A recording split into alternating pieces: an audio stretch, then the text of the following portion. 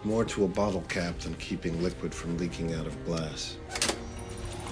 The main thing is, pay attention. Pay close attention to everything you see. Notice what no one else notices, and you'll know what no one else knows. What you get? Film number 5, City of Ember, released in 2008. Let me tell you something about forgotten knowledge. It doesn't die, it gets buried. Buried in stone, in symbols, in cities, and sometimes in film. City of Ember didn't hit blockbuster status, and that was by design. Because this movie didn't just whisper a warning, it showed you a post-reset world after the lights went out. The film opens in crisis. Humanity, on the brink of annihilation from a vaguely referenced global disaster, nuclear, geological, spiritual, we're never told, builds a city beneath the earth. An underground refuge called Ember, lit by electric bulbs, powered by a massive generator, and sealed away from the surface world. The builders, the film's shadowy initiators, create the city and leave behind instructions for escape, locked inside a box. A time box, a countdown, a failsafe. But as with all things hidden in time, the box is forgotten. The Guardians lose track, the chain of custody is broken, and Ember descends into darkness, both literally and symbolically. Now, if that doesn't sound familiar, you're not paying attention.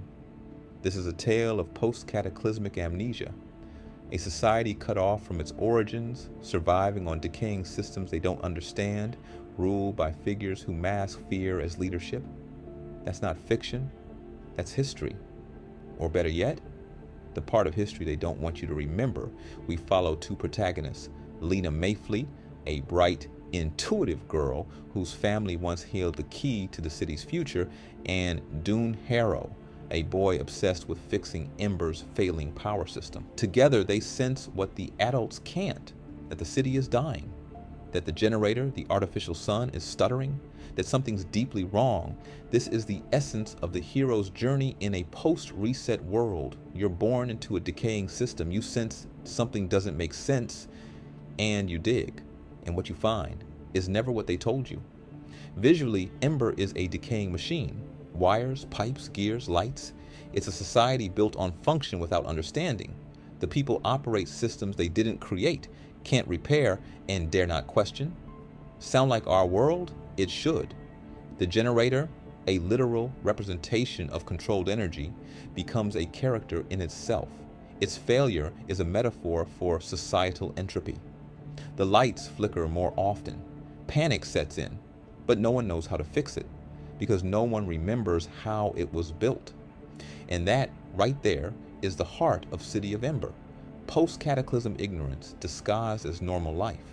The ruling figure, Mayor Cole, played with just the right amount of slimy panic by Bill Murray, hoards resources and suppresses knowledge. He doesn't fix Ember, he manages its collapse. He represents the archetype of the parasitic leader, more concerned with optics and power than preservation, and his eventual exposure shows that even underground, corruption festers where fear leads and truth is buried. But it's that box, the one containing the escape instructions, that ties it all together. Buried for generations, forgotten in a closet, gnawed on by time, it holds the way out. That's the key. The escape plan was always there, encoded by the builders. But it had to be found. That's mythos, that's initiation, that's ancient knowledge, suppressed, distorted, but waiting for the one with eyes to see. And it's Lina, with ancestral ties to the box, and Doon, with his obsessive search for truth in the machine, who piece it all together.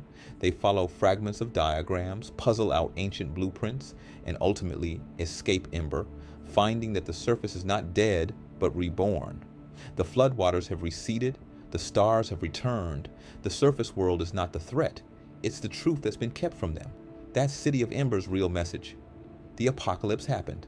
The knowledge was preserved, but systems degraded, and the custodians of knowledge, the priests, the technicians, the mayors, became gatekeepers, then liars, then fools. The people forgot they were in a vault. They started worshiping the walls, and when the children finally escaped but and see the stars for the first time, that's not just a cinematic ending.